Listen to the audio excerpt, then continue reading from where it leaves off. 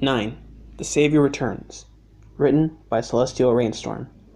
Narrated by AJ the Elementalgod. Chapter 6. Bones, Metal, Scars, and Feathers. 9 had woken before any of the others. He was in his room with the slain ragdolls. Standing over 8, the largest ragdoll lay on a makeshift gurney 9 had constructed. He had to heal them before anything else, and began with the guardian. Slowly and vigilantly, 9 brought a long needle he had found in the house through the fabric of 8's singed arm. He had cleaned the burn and dirt away, and now he was sewing a small dark red patch over the injury. He'd never done this before, but for some bizarre reason, the memory was already in his hands, and soon the patch was sewn into his arm. 8's body was healed. Once done with 8, the young male ragdoll moved on to 6. He found out that he had been right once he opened the stitching of his shoulder. It was dislocated. 9 snapped the joint back into place very carefully and sewed his shoulder back together with gentle fingers. Perhaps he did inherit something from his creator. Once 6 was fixed, 9 lifted 2 in his arms. Setting him on the cot, 9 saw that his legs had been torn when the seamstress sewed him to his tail. His legs had been bent backwards in an unnatural angle, startling 9 before he removed the seamstress' tail from 2. He thought the old inventor's legs had been cut off. Very gently, 9 coaxed 2's joints back into place where they belonged, hoping that if he did indeed come back, he wouldn't be in too much pain. Tying more thread through the eyes of the needle, 9 sewed 2's legs back together. He was fixed. Now, 1's turn. 9 took 1's hand to his, holding it up gently and examining it closely. 9 hadn't realized he was injured this badly. His thumb and forefingers were nearly completely burned away. His middle fingers was completely gone. Setting his hand down, 9 picked up a sheet of metal he'd salvaged, as well as a piece of charcoal. Studying 1's intact hand, 9 drew the outlines of his new fingers onto metal, cutting them down using a small saw he made. He used a nail to make the holes where he was going to screw the new fingers together. Reaching into a bowl of tiny nuts and bolts besides him, he also picked up a small red screwdriver he found on his travels. Slowly and carefully, he screwed each new bolt into 1's fingers. Soon, 1 had a new hand. It was a bit crude, nowhere near the scientist's work, but it would do. 9, however, did not smile at his work. He closed his eyes and sighed. Putting the screwdriver down, he turned to the last stitch punk. 5. Sighing softly, turning to him, 9 lifted 5's body onto the gurney. Before proceeding, he tenderly cupped 5's head into his hands.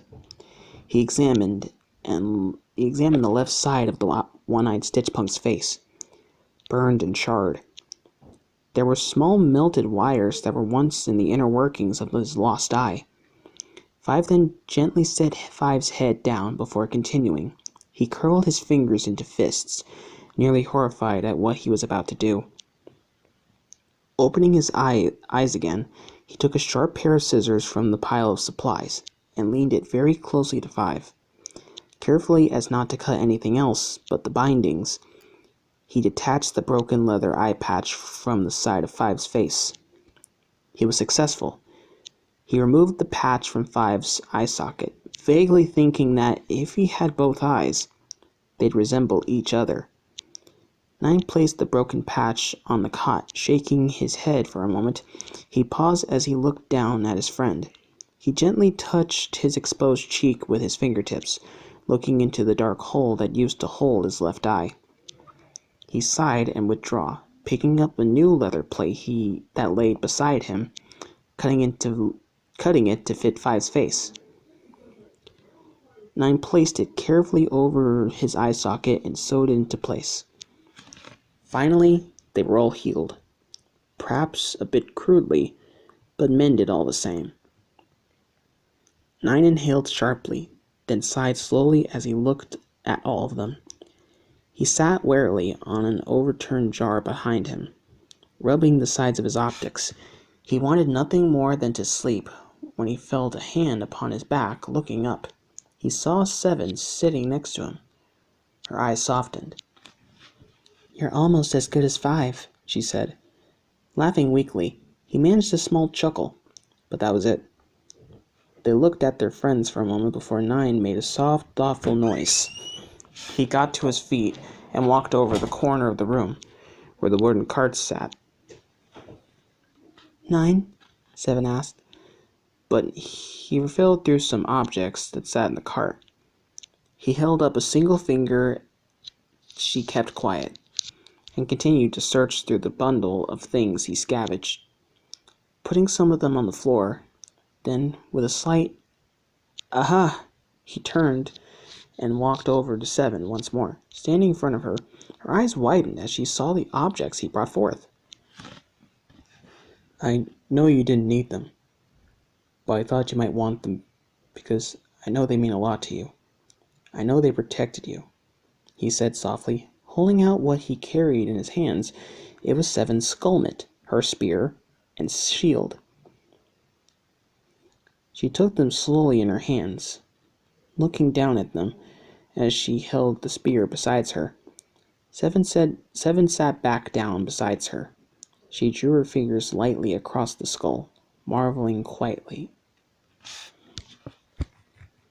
"I always thought as long as I had my weapons, I'd get along just fine. I thought I'd always be able to keep myself safe," 7 said, running her fingers through the slightly singed feathers of her skullmet. She then scoffed. "Well, they really didn't do much when I was nearly killed by the beast." "What do you mean?" 9 asked curiously, getting the better of him. "It was such a long time ago, years before you awoke. I left the others to scout. I knew the beast was hunting us, and it seemed like I was the only one who could destroy it. I wanted to keep the others safe. One never allowed me to fight. So I left them. I couldn't take it any longer.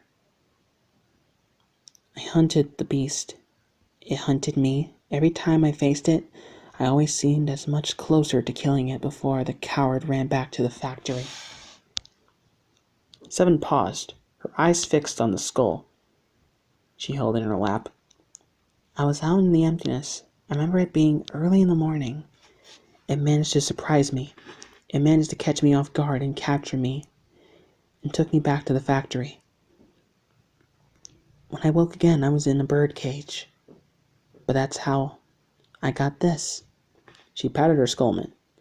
"I know it sounds really odd, but I felt protected. I felt like I could fly away like a bird. And I managed to fight my way past the beast when it approached.